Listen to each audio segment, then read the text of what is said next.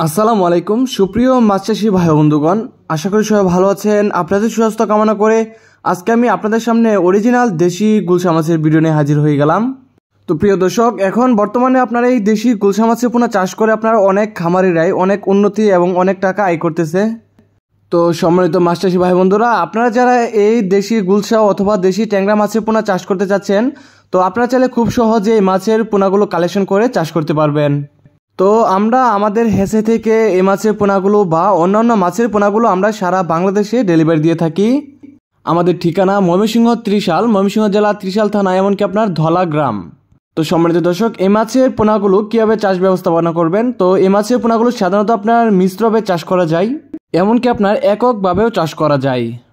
মিশ্র চাষের ক্ষেত্রে অবশ্যই আপনার এই ক্যাটাগরি মাছের পোনার সাথে আপনার মিশ্র চাষ করতে হবে, যেরকম আপনার দেশি শিং অথবা আপনার ট্যাংরা মাছের সাথে আপনার এই মাছের পোনাগুলো চাষ বেশি ভালো হয়।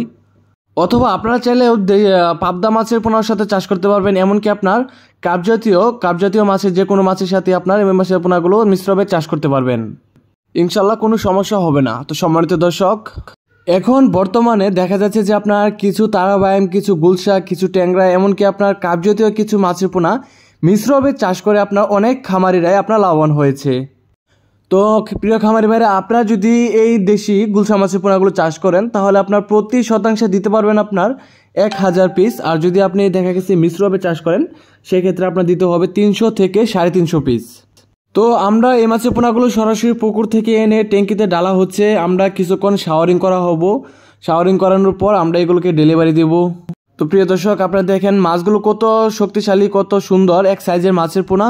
কোনো সমস্যা হবে না ডেলিভারিতে দেওয়ার সময়। ইনশাল্লাহ আপনারা চাইলে আমাদের কাছ থেকে মাছের পোনাগুলো নিতে পারবেন। আপনারা বাংলাদেশে যে কোনো জায়গা থেকে আপনারা এই মাছের পোনাগুলো অর্ডার করতে পারেন। আমরা বাংলাদেশের সব জায়গায় ডেলিভারি দিয়ে থাকি।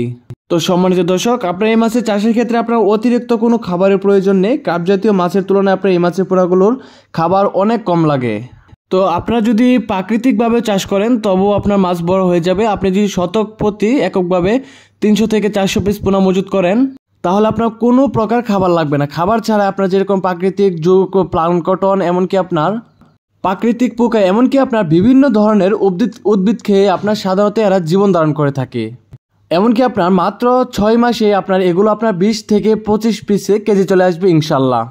তো আপনারা যদি মিশ্রভাবে ট্যাংরা মাছের সাথে চাষ করেন এই গুলশা মাছের পোনাগুলো, তাহলে আপনার শতক প্রতি আপনার ট্যাংরা মাছের পোনা দিতে হবে আপনার 500 পিস, আর আপনার দেশি গুলশা মাছের পোনা দিতে হবে আপনার 500 পিস। আর অবশ্যই আপনার এই মাছের পোনাগুলোকে খাবারটা দিতে হবে দিনের 2 বেলা, আপনার যেরকম রয়েছে আপনার সকাল এবং সন্ধ্যা। কারণ আপনার এই 2 টাইমে আপনার এই মাছের পোনাগুলো খাবারগুলো বেশি খেয়ে থাকে। তবে আপনার অন্যান্য সময়ে খাবে, কিন্তু আপনার দেখা গেছে সন্ধ্যা এবং সকালবেলা আপনার মাছগুলো বেশি বেড়ায়, যার ফলে আপনার এই টাইমে খাবারটা দিলে মাছগুলো আপনার বেশি খাবারটা খায়। তো সম্মানিত দর্শক, আপনারা যারা ভালো এবং উন্নত মানের মাছের পোনা করছেন বা নতুন চাষিরা মাছ চাষ করবেন, মাছ চাষের পরামর্শ নিতে চাচ্ছেন, তারা চাইলে সরাসরি আপনারা আমাদের নাম্বারে যোগাযোগ করতে পারেন। ইনশাল্লাহ আমরা যতটুকু পারি আপনাদেরকে মাছ চাষ সম্পর্কিত বিস্তারিত জেনে মাছ চাষ পরামর্শ দেবো ইনশাল্লাহ।